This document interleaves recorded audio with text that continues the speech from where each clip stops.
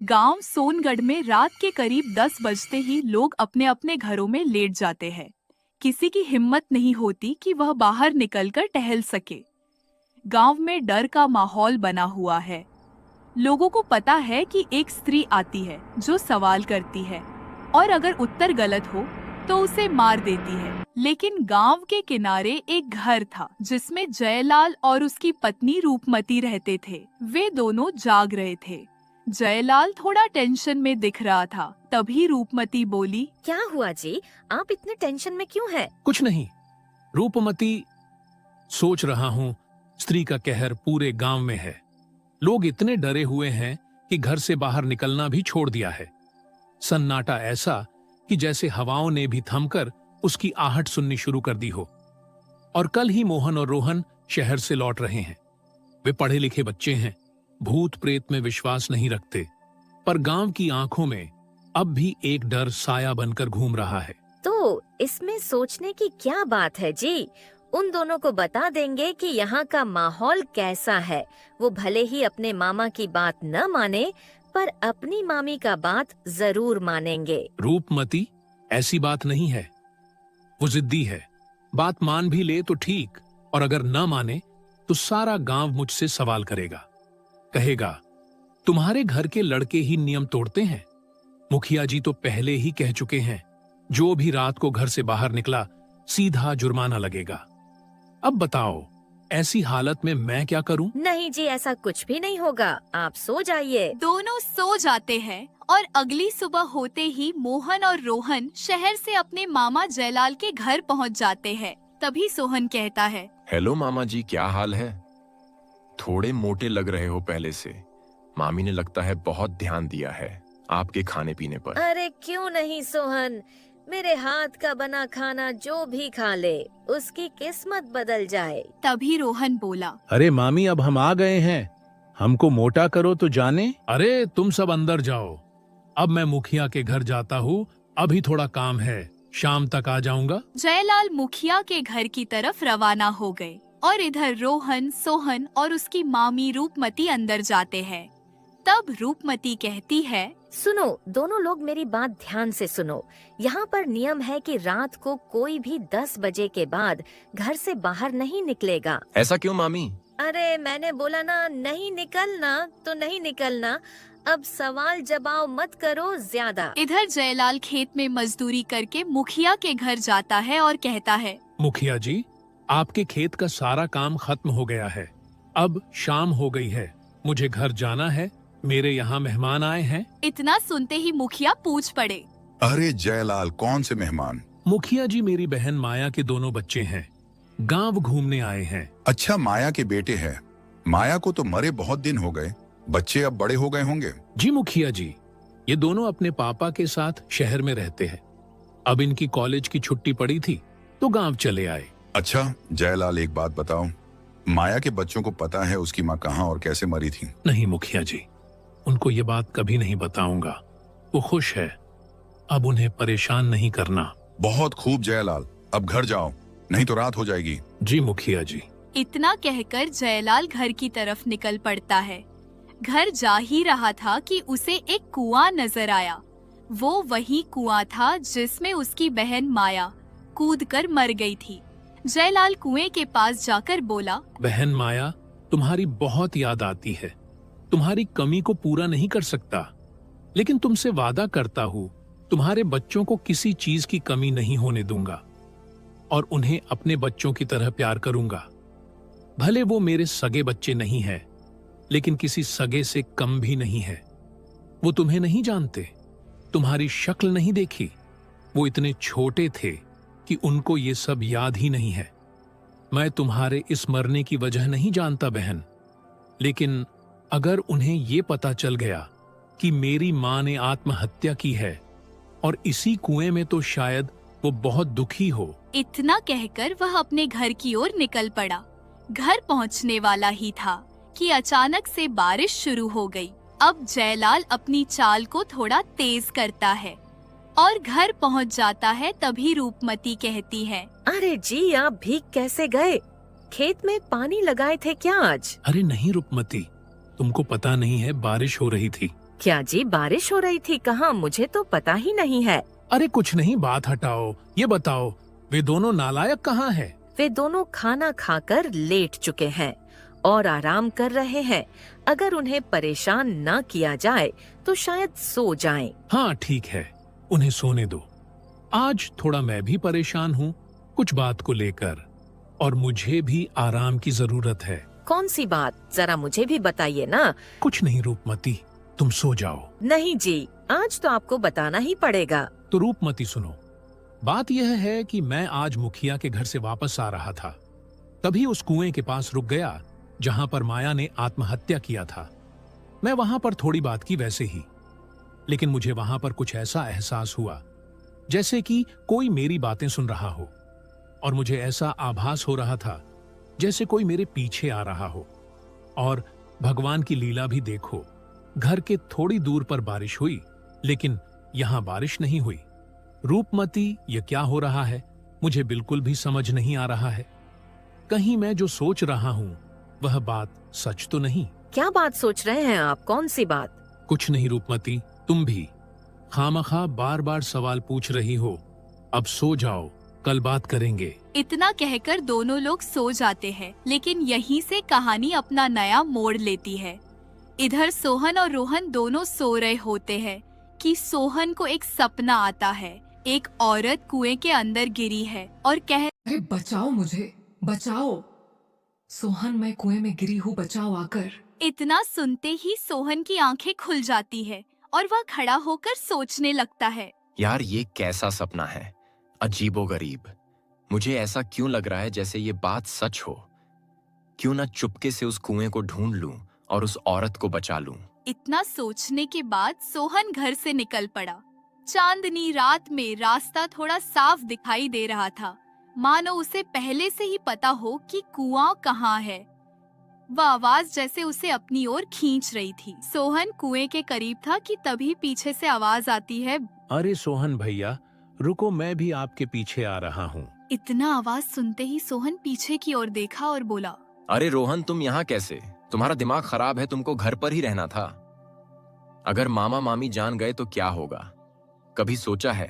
तुम टेंशन मत लो भैया, मैंने मामा मामी के दरवाजे की कुंडी बंद करके आया हूँ। वो जान भी गए तो कमरे से निकल नहीं पाएंगे। अरे बहुत खूब रोहन, तुम तो बड़े ही चालाक निकले। अरे ये सब छोड़ो भैया, ये बताओ इतनी रात में अकेले कहाँ जा रहे हो? तब सोहन ने रोहन को पूरी बात बता डाली और दोनों के बहुत ढूंढने के बाद आखिरकार वो कुआं मिल ही गया जो उसके सपने में आया था। तभी सोहन बोला, कोई है यहाँ पर? बोलो, अगर हो तो आवाज दो, मैं आपकी मदद करने आया हूँ। डरिए मत, बोलिए कहाँ पर है आप? इतना सुनकर रोहन बोला, अरे भैया, क्या तुम भी इन सपनों के पीछे पड़े हो? अगर होती कोई तो बोलती जरूर। मुझे तो लगता है कि आपको बहम हो गया है बस। नहीं रोहन, ऐसी बात नहीं है। अगर कोई उत्तर नहीं दे रहा है तो चलो घर चलते हैं। रोहन और सोहन दोनों घर आ जाते हैं और अपने कमरे में जाकर सो जाते हैं। सुबह होते ही जयलाल रूपमती से कहता है, सुनो रूपमती, अभी मैं नित्य क्रिया करके आ रहा था, तभी गांव में सूचना मिली मुखिया का बेटा घर से अचानक गायब हो गया और उसकी लाश उसी कुएं के पास पड़ी मिली है। और मुखिया जी ने सभी घर के लोगों को बुलाया है और पंचायत रखी है। उन्होंने कहा है कि किसी ने गांव का नियम तोड़ा है उसे सजा मिलकर रहेगी। और आज ही मुखिया जी ने भैरव तांत्रिक को भी बुलाया है। अरे क्या कह रहे हैं आप जी? भैरव तांत्रिक आ रहा है? वो तो बड़ा नामी तांत्रिक है। उनके कारनामे तो कोसों कोसों दूर तक फैले हैं। मैं भी साथ चलूं क्या? मैंने अभी तक भैरव तांत्रिक को देखा नहीं है। कैसी बात कर रही हो रूपमती? यहाँ मुखिया का लड़का मर गया है और तुम तांत्रिक देखने की बात कर रही हो। ठीक है, चलना, लेकिन सोहन और रोहन को मत ले चलना। उन्हें बोल देना घर से बाहर न निकले, थोड़ी देर में हम आते हैं। तभी रूपमती रोहन और सोहन को समझाकर जयलाल के साथ मुखिया के घर की तरफ निकल पड़ते हैं और थोड़ी ही देर में मुखिया के पंचायत में शामिल हो जाते हैं। तभी मुखिया कहता है, मुझे लगता है गांव के सभी लोग आ गए। मैंने मना किया था कोई भी इंसान 10 बजे के बाद घर से बाहर नहीं निकलेगा, लेकिन किसी ने मेरी बात नहीं मानी और गलती कर बैठा, उस गलती का शिकार मेरा बेटा हो गया। जिसने भी नियम तोड़ने की हिम्मत की है, उसे कड़ी से कड़ी सजा मिलनी चाहिए। इसका पता लगाने के लिए मैंने भैरव तांत्रिक जी को बुलाया है। अब इसका वही फैसला करेंगे, क्या सच है क्या झूठ। आइए बाबा, सच को सामने लाइए। भैरव तांत्रिक थोड़ी देर शांत रहता है और फिर बोलता है, जिसने भी गलती की है वह आगे आ जाए और अपनी गलती कबूल करे, नहीं तो मैं अपनी तंत्र विद्या से उसका पता लगा लूंगा। तांत्रिक की यह बात सुनकर कोई भी आगे नहीं आया। तब तांत्रिक बोला, कोई बात नहीं, मुझे मंत्र पढ़ने दो, अभी सब पता लग जाएगा। तांत्रिक मन में कुछ पढ़ता है, फिर बोलता है, मुखिया जी, जितने भी लोग यहाँ पर उपस्थित हैं, उनमें से किसी ने आपके बनाए नियम का उल्लंघन नहीं किया है। हमें यह लगता है कि आपके बेटे ने ही ऐसी गलती की और उसे उसके की सजा मिली है। ये गांव वाले निर्दोष हैं, इन्हें जाने दो। तांत्रिक की इतनी बात सुनकर मुखिया जी बोले, सभी गांव वाले कान खोलकर सुन लें। अगर गलती मेरे बेटे की रही तब तो ठीक है।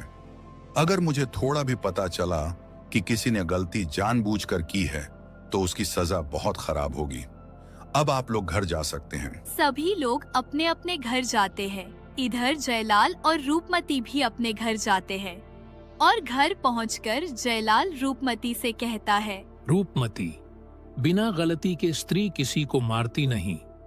जरूर कुछ ना कुछ गलती मुखिया के बेटे ने की होगी। और क्या जी, अगर गांव का कोई होता तो तांत्रिक बाबा बता ना देते।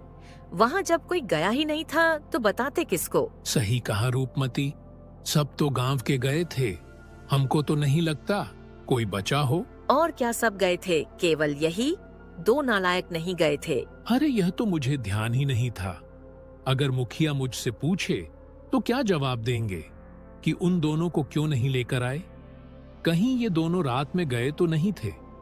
इसका पता कैसे लगाए? मेरे पास एक आइडिया है, कहो तो मैं आपको बताऊं। कौन सी आइडिया रूपमती, जल्दी बोलो। आइडिया ये है कि हम सोहन और रोहन के पास जाते हैं और उनसे एक सवाल पूछते हैं कि हमारे गांव में किसी की हिम्मत नहीं है रात में निकल जाए, क्योंकि यहाँ पर लोग कहते हैं जो भी रात में निकलता है पत्थर का बन जाता है। मैं कुछ समझा नहीं रूपमती। मतलब जब ऐसा पूछेंगे, अगर वो गए होंगे तो खुद ही बोलेंगे। अच्छा चलो देखते हैं फिर। दोनों लोग सोहन और रोहन के पास जाते हैं और उनसे यही सवाल पूछते हैं। तभी सोहन कहता है, अरे मामी, तुम सब किस जमाने में जी रहे हो?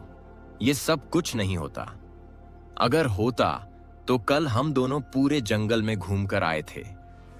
मैं तो पत्थर का नहीं बना। सोहन जंगल में कहाँ तक गए थे? मामी, जंगल में एक कुआं है ना, वहां तक गया था।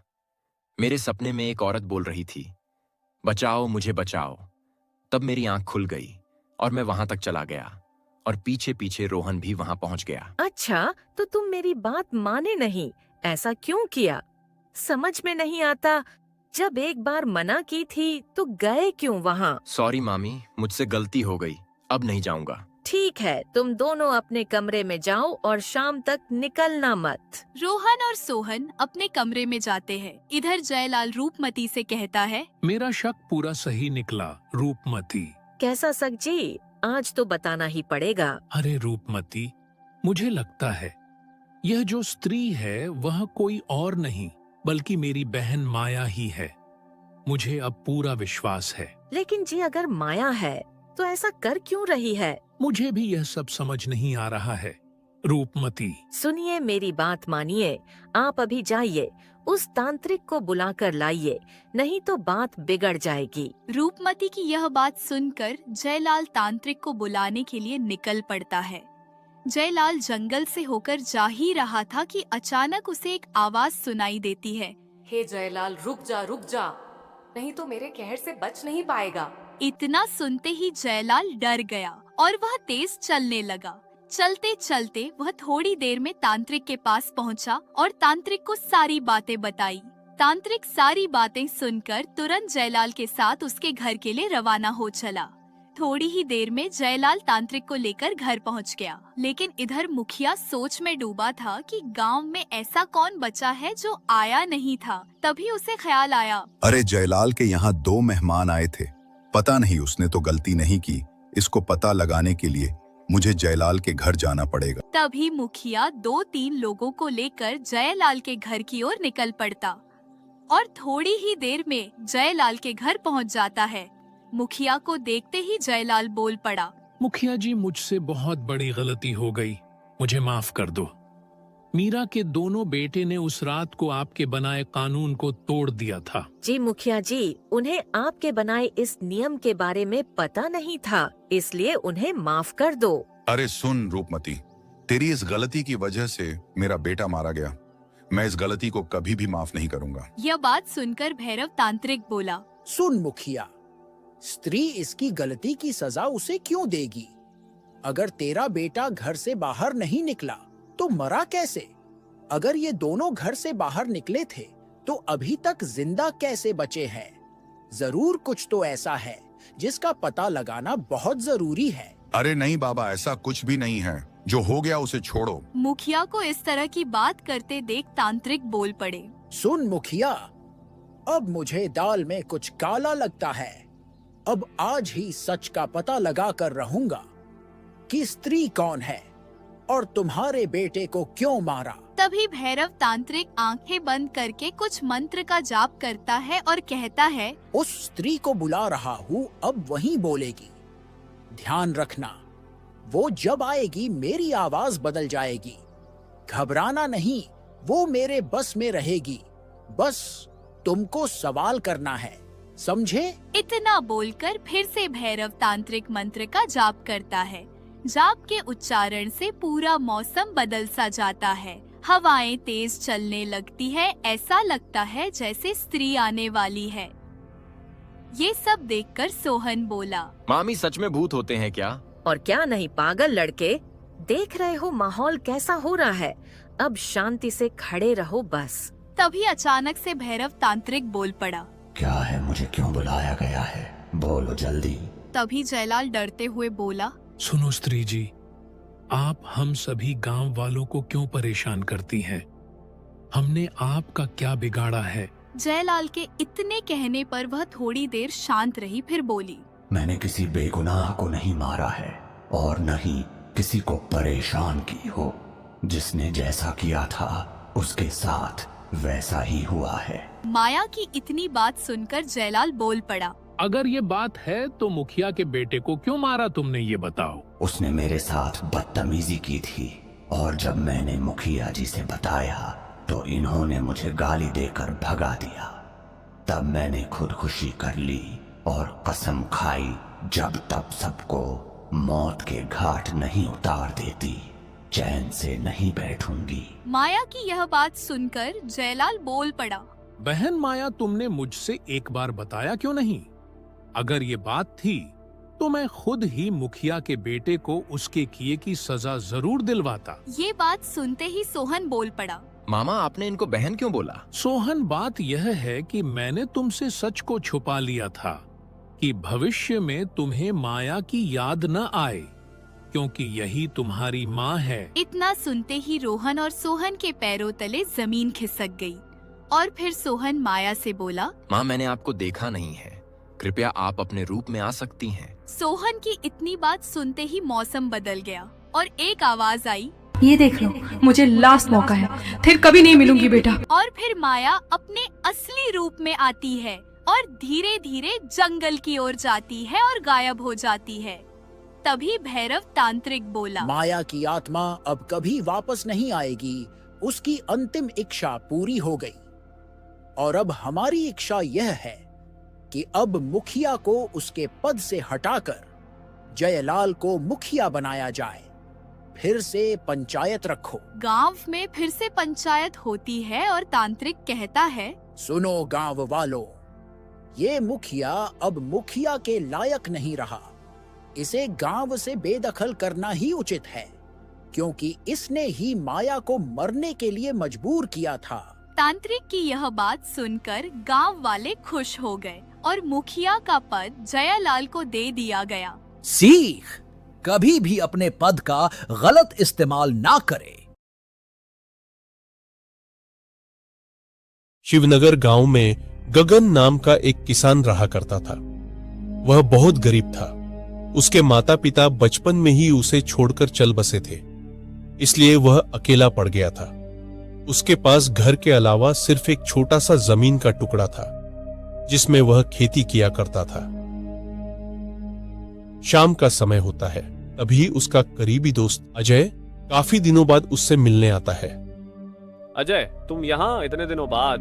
पहले बैठने को नहीं कहोगे? हाँ हाँ, आओ बैठो। दोनों दोस्त बैठकर बातें करने लगते हैं। अब बोलो, कैसे आना हुआ? कुछ खास नहीं है। मैं कुछ काम के लिए शहर गया था, उधर से लौटा तो सोचा तुमसे मिल लेता हूँ। तुम बताओ, कैसे हो? मैं ठीक हूँ। और क्या हुआ है? हमेशा खुश रहने वाला आदमी आज इतना उदास क्यों है? कुछ नहीं दोस्त, दूसरे गांव में एक सेठ से कुछ पैसे उधार लिए थे, थोड़े थोड़े करके सब चुका दिया है, थोड़ा और बाकी है, कल जाकर दे दूंगा।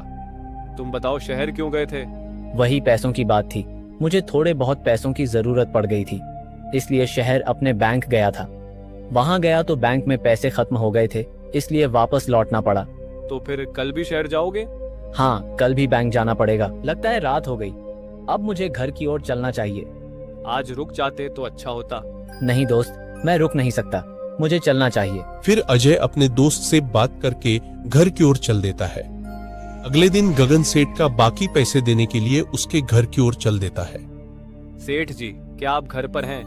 हाँ हाँ, अंदर आओ गगन, बैठो। सेठ जी, मेरे बाकी के पैसे कब लौटाऊंगा ये पूछने वाले आप, लेकिन मैं वही देने आया हूँ। तो अच्छी बात है, आज सुबह ही मुझे पैसों की जरूरत पड़ गई थी।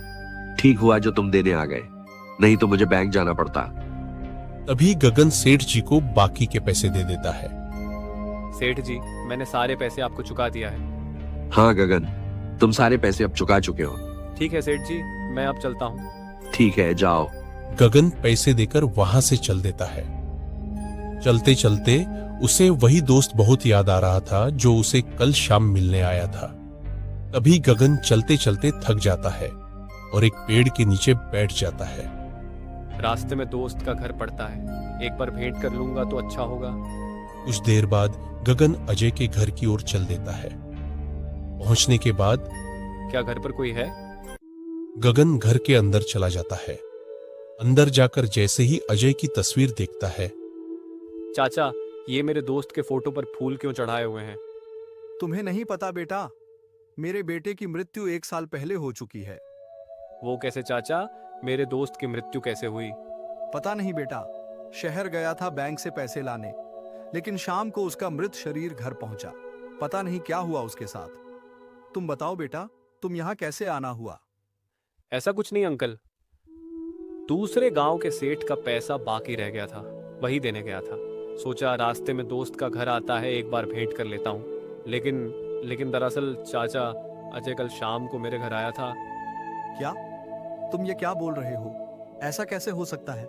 मेरे बेटे को मरे 1 साल हो चुका है। चाचा, मैं सही कह रहा हूँ। कल शाम को अजय मेरे घर आया था, हम दोनों बातें कर रहे थे।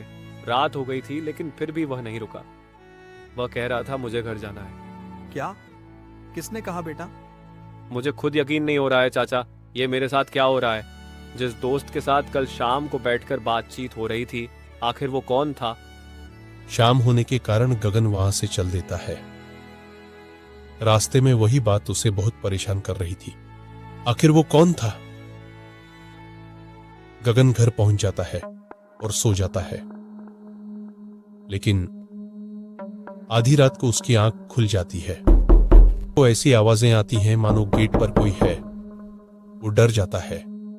अरे कौन हो भाई, इतनी रात को दरवाजे को ठकठका क्यों रहे हो? मैं हूँ, तुम्हारा दोस्त अजय। अजय, तुम यहाँ आधी रात को क्यों आए हो? क्या तुम अंदर से ही पूछोगे, दरवाजा नहीं खोलोगे? हाँ हाँ, क्यों नहीं, मैं आ रहा हूँ। गगन दरवाजा खोल देता है। अजय अंदर आता है। अजय, आज मैं सेठ को बाकी बचे पैसे देने गया था। वापसी में तुम्हारे घर भी गया था, वहाँ तुम्हारे पिताजी से भेंट हुई। अच्छा, क्या कहा मेरे पिताजी ने मेरे बारे में? उन्होंने कहा तुम बैंक गए थे पैसे निकालने, लेकिन शाम को तुम्हारा मृत शरीर घर पहुंचा। क्या ये सच है अजय? तुम्हारी मृत्यु हो गई है? हाँ दोस्त, मेरे पिताजी ने सही कहा। मेरी मृत्यु 1 साल पहले हो चुकी है। इतना कहते ही अजय का असली रूप सामने आ जाता है।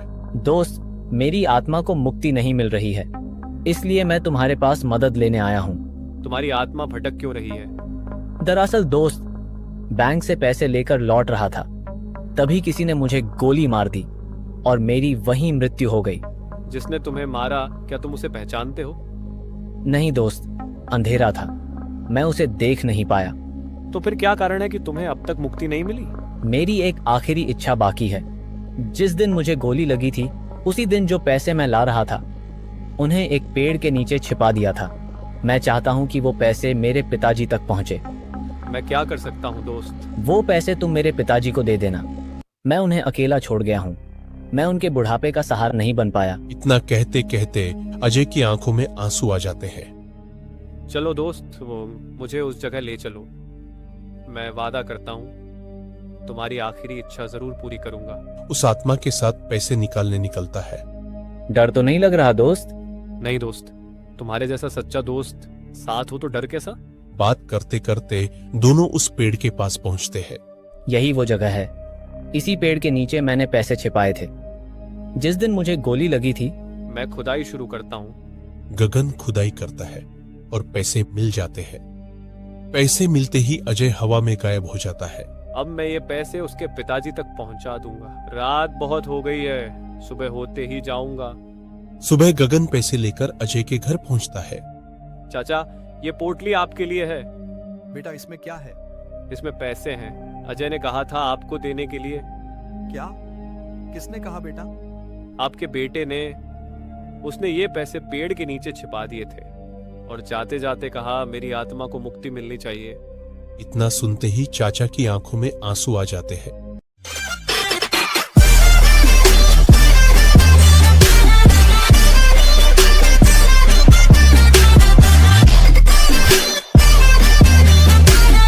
एक विशाल और समृद्ध राज्य था जहां राजा विक्रम सिंह का शासन था।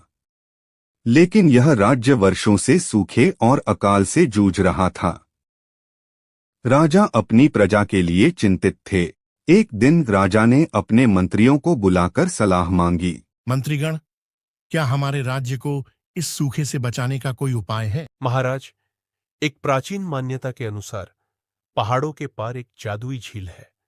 यदि उसका जल हमारे राज्य में आ जाए तो खुशहाली लौट सकती है, लेकिन उसकी रक्षा एक शक्तिशाली जिन्न करता है। राजा ने निश्चय किया कि वे स्वयं उस झील की खोज करेंगे।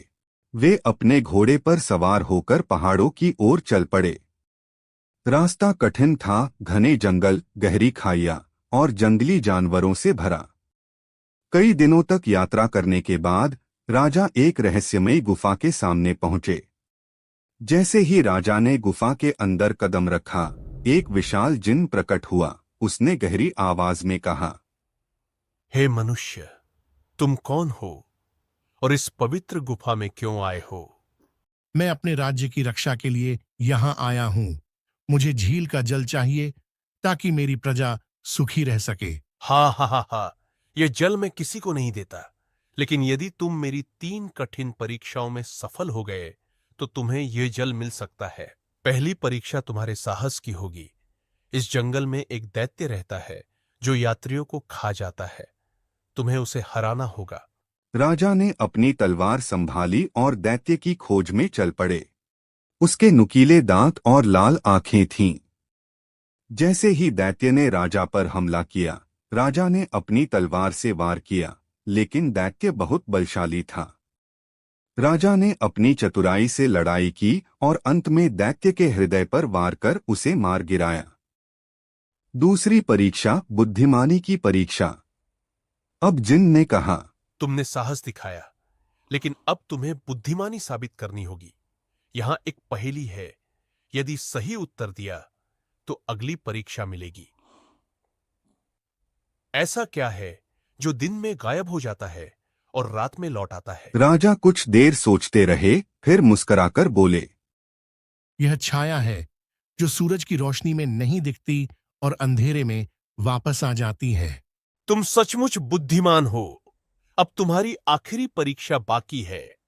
अब जिन्न ने एक सुंदर सोने का कलश राजा को दिया और कहा, झील का जल लो, लेकिन याद रखना यह जल केवल तुम्हारे लिए नहीं है। यदि तुम इसे किसी स्वार्थी उद्देश्य से प्रयोग करोगे तो यह विष में बदल जाएगा। राजा ने झील से जल भरा और वापसी की यात्रा शुरू की।